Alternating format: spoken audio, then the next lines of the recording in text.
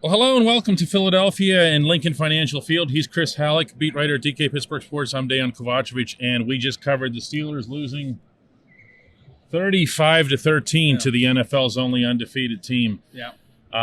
Yeah. Well, it looked like it. It looked like a 2-6 team versus a team that's now 7-0. It looked like the best team versus the worst team, in a number of ways. Kenny Pickett was sacked 6 times. AJ Brown was just getting past Keller Witherspoon every time. It was about as ugly as you would expect it to be. You know, the strange thing about this game, Chris, I thought was that there were components of it in which the Steelers looked okay. Yeah. I don't know how else to put that, and heaven knows I'm not justifying a 35-13 loss.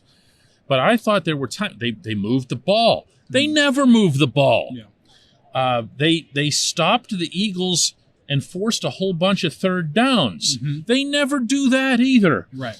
And then just something rotten would happen. Yeah. Okay, whether that was A.J. Brown burning, take your pick. By the end of the day, he pretty much ran through the whole checklist of secondary guys, beginning with Minka. Yeah. And then the offense would just not finish. Yeah, I asked Steven Sims specifically because he contributed more than he normally does. It wasn't just return game stuff with him, and I asked him, was like, how come you guys weren't able to kind of punch it in?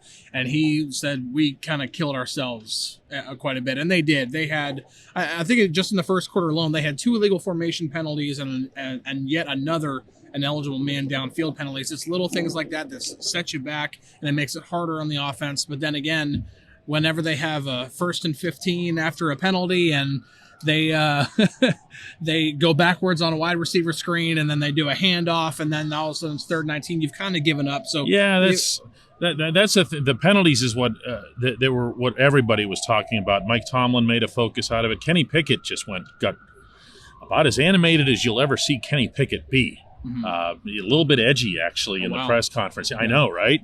Yeah, and. That threw me. You can tell it still is. I just came out of there. It's like, really? Wow. They feel like they left a lot on the field in terms of the penalties. But to me, when you get super specific about a performance like this, then you're hiding from it. Okay? Mm-hmm. Yeah. I'm not saying if they do that, I don't know that they will. They have a film session to go through tomorrow that I'm sure won't be pleasant. And yes, they do that even entering the bye week. Yeah. It's just, there's so much. It's not just the penalties that the offensive line guys took. It's almost everything. Yeah, it really is. I mean, they did get to Jalen Hurts a little bit today. I think they ended up getting 3 sacks. But with all due respect to the Eagles being undefeated, a lot of teams have done that to Hurts lately, and they've limited him. Yeah. And the Steelers got back there. And they still couldn't limit him. Because they couldn't cover one guy. Yeah. Because he went down the field, and then on the offensive side, weird game, man. It was kind of a weird game. It was not pretty for the Steelers whatsoever. But then again, at the same time, they did move the football. I think they put up the most amount of rushing yards they have all season in a game. Now, granted, Kenny Pickett added a lot to that. Jalen Warren added a lot to that. Najee Harris even averaged 4 yards a carry. And everybody. Speaking of Najee Harris, he is taking that loss really hard. He takes them all hard. Honestly, I'm going to listen.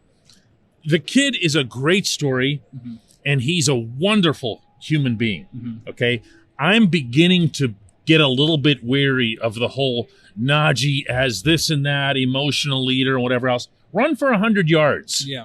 Okay, you want to show leadership? Mm-hmm. Run for 100 yards. Yeah. Don't average 4. Yeah. Put some daylight between yourself and your backup. How about that? Right. No, I mean... I don't mean to be mean here, okay? Yeah. But the team's 2-6. Yeah. And the idea that Najee is somehow above this criticism, or for that matter, let's be clear here, Kenny is in his first year, okay? Yeah. And he's only in his first couple of games. So I feel like it's not only fair, but contextual to give the kid some time. Yeah, he has. This is Najee's second year. Yeah, it's his second year, and he is in, as everybody else is in this offense, including Kenny. this is an offense in transition, and unfortunately, we've beaten the Matt Canada horse to death. So I don't want to go. I don't want to go down that road again. But this is an offense in transition. There's a lot of guys, Najee and Pat are in their second years. Chase is in his third year. You have a lot of young guys on this offense that are still trying to figure this out without a Hall of Fame quarterback. But then again, you're at the halfway point in the season, and it doesn't look like anything is really figured out yet. Being set by the head coach. Yeah. Okay, that's with a capital S. Yeah. The second year is supposed to be your year as a Steeler. Yeah. Where you rise up, where you make a difference. So there's no, for me, it's very different to look at Kenny Pickett, who didn't enter this season as a starter. Yeah. Who's only had the role right for a couple of weeks. Yeah, a few weeks now. Yeah.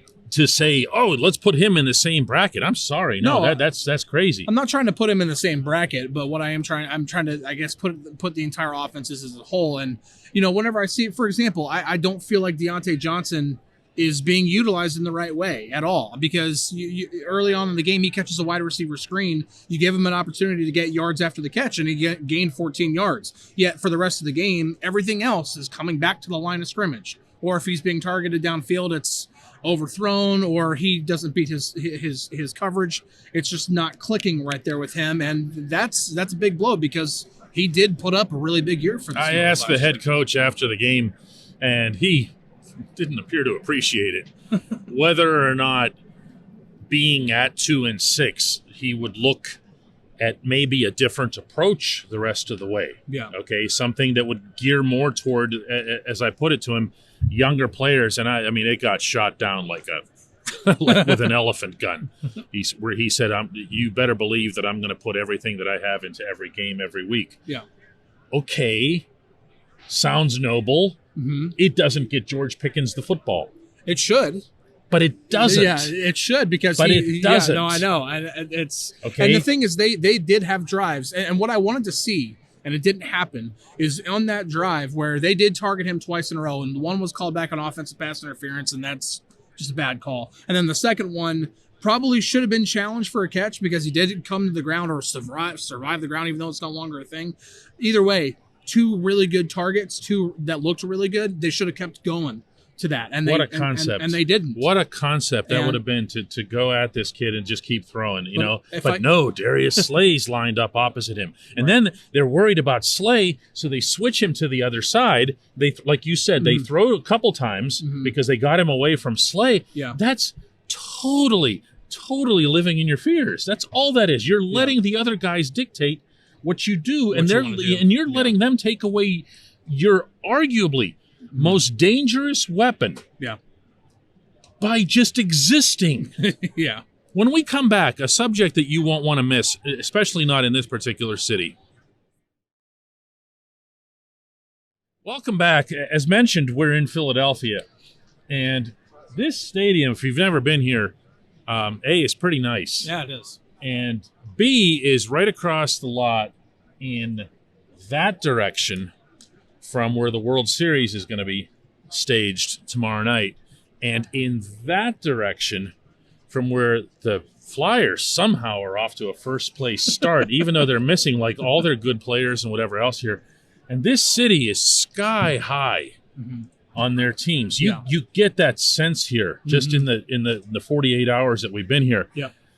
And man, that sucks. I'm trying to come up with a more cogent thought than that, and I don't have one, okay? It just sucks, okay? Yeah. Because I'm going to be honest with you here. Walking into that locker room right now, it's not terribly different than covering the Pirates. You don't really have anything that you want to ask anybody. No. You don't, and the storyline is the same week after week after week. Yeah, it is getting a little redundant, because it does seem like we're trying to get more and more answers out of, but it's the same questions. There aren't new. It is, because it's the same issues. Yeah. Everything that we just described for you in this opening segment is not new, other than having made some progress in moving the football.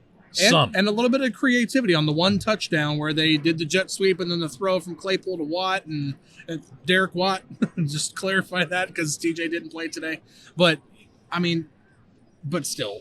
It's the same thing. Yeah, and then that's the point, is when you're going in there, and even with the head coach and whatever, he's prepared to shoot down anything that comes his way that isn't familiar to him or that he wasn't prepared for. And it sucks. It does. This is not the team that you're accustomed to having this attached to. No. And they are, to their credit, I think, uncomfortable with it. They should be.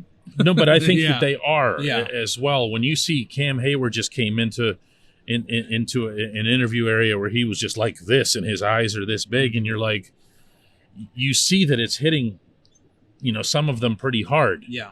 Cam, by the way, I'll watch having it hit him hard. There's a lot of guys. Not a second-year guy who can't run for 100 yards, a first-round pick. There were a lot of guys taking that hard in there. I'm just doing a few different sweeps of the room and talking with different guys. A lot of guys are taking it hard, and this might be a really good time for the bye week to come up. And not to be too optimistic here, but the roughest stretch of the schedule is behind them. Oh no! So he just went there. No, don't get me wrong. There's nobody they can beat playing like this. No, nobody. And they should. The bye week is coming at a good time for them to kind of reset a little bit. Try to the Jaguars flying back from London, getting off the plane. They wouldn't beat playing like that. No, again, it's just another bad performance, and hopefully they'll be able to, like I said, use that bye week. They got the Saints at home. Should be a winnable game. Should be. They got back-to-back home games. After the bye week, Saints and Bengals, which Bengals won't be. Yeah. But all right. But again, we're gonna leave. Yeah. That's what we're gonna do. We're getting out of here. Yeah. Thanks for tuning in.